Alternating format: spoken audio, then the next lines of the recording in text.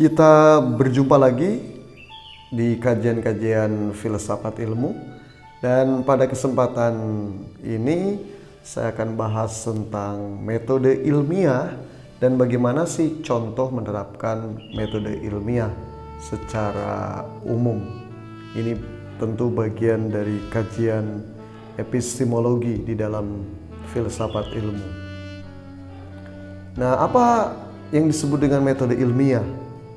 Ini Iyun Surya Sumantri menjelaskan metode ilmiah adalah suatu pendekatan yang mengutamakan cara-cara yang sistematik, logis, terstruktur untuk memahami dunia sekitar. Sedangkan De Liangji mengemukakan bahwa metode ilmiah adalah proses berpikir yang rasional, sistematik, dan objektif yang dapat menghasilkan pengetahuan yang sahih atau pengetahuan yang valid, pengetahuan yang benar, ya, dan dapat diuji kebenarannya. Sehingga metode ilmiah tidak hanya berfokus pada pengumpulan data atau fakta, tetapi juga pada pengembangan teori yang dapat menjelaskan fenomena yang diamati. Maka metode ilmiah harus dapat diuji, dipertanggungjawabkan, dan berfokus pada objektivitas. Nah, bagaimana tahapan metode ilmiah secara umum? Pertama, observasi. Jadi tahap pertama dalam metode ilmiah adalah pengamatan terhadap fenomena yang ada. Yang kedua, formulasi masalah. Setelah pengamatan, nanti peneliti merumuskan masalah atau pertanyaan yang akan dijawab dalam penelitian. Yang ketiga, hipotesis. Peneliti kemudian menyusun hipotesis, yaitu dugaan sementara yang akan diuji melalui penelitian. Walaupun dalam penelitian kualitatif biasanya disebut dengan hipotesis kerja sebagai panduan untuk melaksanakan penelitian berbasis fokus masalah yang menjadi penelitian. Keempat, lakukan eksperimen. Ya, tahap eksperimen melibatkan pengumpulan data yang relevan untuk menguji hipotesis. Dalam penelitian kualitatif, bukan eksperimen tetapi lebih pada pengumpulan data, ya, melalui observasi, wawancara, dan dokumen.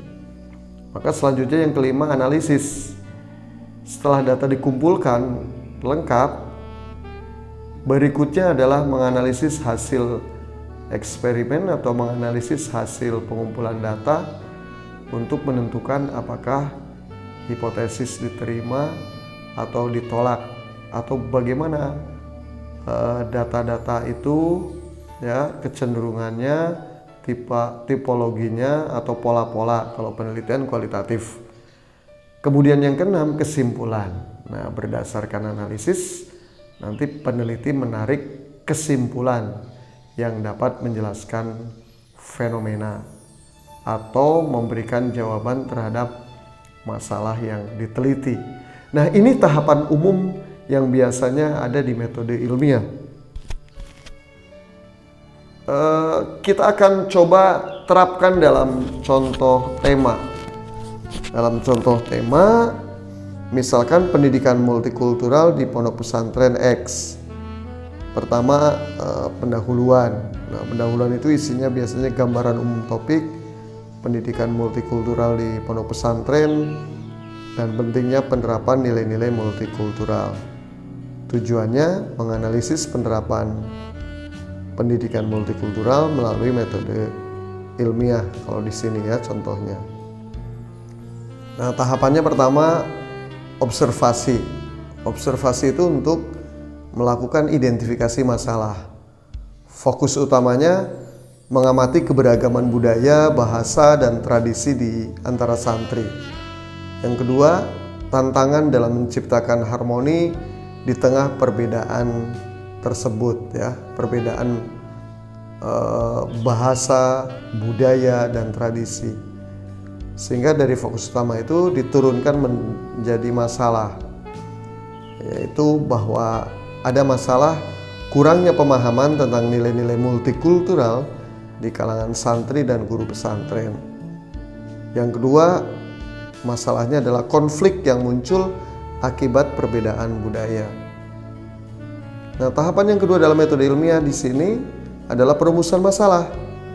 Masalahnya yang lebih spesifik. Kalau tadi identifikasi masalah agak umum, sekarang ketika perumusan masalah itu lebih spesifik. Nah, masalah yang lebih spesifik adalah bagaimana implementasi pendidikan multikultural dapat meningkatkan harmoni di pondok pesantren X misalkan. Kalau penelitiannya kuantitatif, apa pengaruh pendidikan multikultural terhadap sikap toleransi di pondok pesantren X? Nah, tahapan selanjutnya adalah kajian literatur dan hipotesis. Nah, kajian literaturnya terkait dengan teori-teori pendidikan multikultural dan bagaimana penerapannya dalam pendidikan agama. Selanjutnya dirumuskan hipotesis. Nah, kalau penelitian kualitatif tidak wajib ada hipotesis. Nah, hipotesis yang dapat kita rumuskan dari contoh ini adalah pendidikan multikultural yang diterapkan melalui kurikulum pesantren berkontribusi positif terhadap sikap toleransi santri. Atau hipotesis kerjanya, program berbasis dialog antar budaya di pesantren mampu mengurangi potensi konflik. Tahapan selanjutnya dalam metode ilmiah adalah pengumpulan data, yaitu penggunaan metode penelitian. Metode pengumpulan data dalam kasus ini, jika penelitiannya kualitatif, maka melakukan wawancara dengan santri, guru, dan pengurus pesantren untuk memahami pengalaman mereka tentang keberagaman, termasuk juga observasi langsung, mengamati bagaimana interaksi antar budaya yang terjadi di kehidupan sehari-hari pesantren. Tapi kalau kuantitatif, maka cukup menyebarkan survei yang mengukur tingkat toleransi dan pemahaman budaya lain di kalangan santri. Yang kelima, tahapan kelima adalah analisis data atau pengujian hipotesis.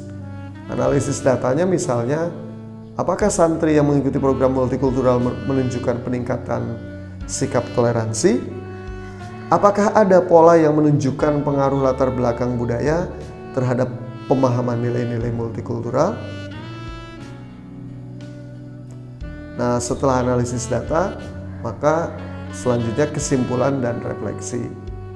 Sehingga kesimpulannya, pendidikan multikultural berbasis dialog dan kerjasama di pesantren terbukti meningkatkan toleransi. Nah, ini misalkan kalau penelitian kuantitatif kesimpulannya. Kalau kualitatif, kurikulum berbasis agama yang mengintegrasikan nilai-nilai multikultural lebih efektif daripada metode pengajaran tradisional.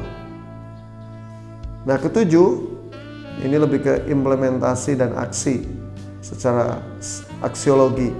Maka ada di aspek aksiologi ini ya ada rekomendasi. Misalkan rekomendasi dari penelitian ini adalah menambahkan materi tentang keberagaman budaya dalam kurikulum pesantren.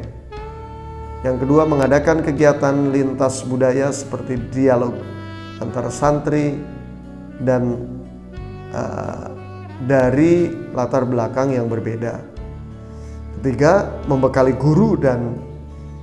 guru dengan pelatihan tentang cara mengajarkan nilai-nilai multikultural secara efektif. Demikian teman-teman semua di mana saja berada tentang metode ilmiah dan contoh bagaimana kita menerapkan langkah-langkah metode ilmiah dalam memahami fenomena atau di dalam menerapkan di dalam penelitian. Mari kita diskusi untuk memperluas literasi kita dan khazanah kita dalam filsafat ilmu terkait dengan metode ilmiah. Terima kasih.